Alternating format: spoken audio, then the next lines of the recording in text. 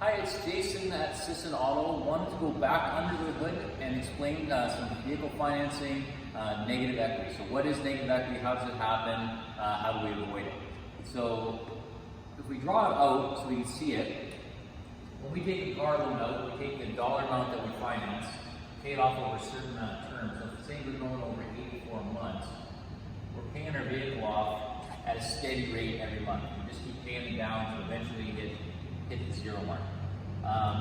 But when our vehicle depreciates, it acts differently. So our vehicle will depreciate quicker at the start, takes quite a steep gap, and then it kind of goes slowly, depreciates over time. So this spot right here is our break-even point. So somewhere in that maybe 5th year or so, when we'll owe exactly the same amount as what we have our vehicles worth. So we keep paying that off. Eventually we have some equity built up in our vehicle, but initially that steep gap is what causes the negative equity. So if we were to pay our loan out, our loan would be here, but our value is here.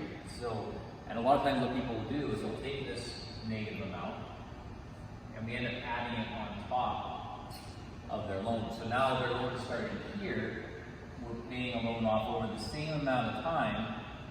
You can see how it takes a little longer to get to that break-even point.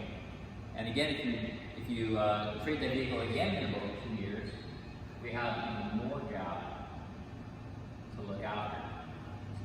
So, biggest thing you want to do is make sure you're buying the vehicle right in the first time, so that you can keep it longer. The longer you keep the vehicle, the less negative equity you're going to have.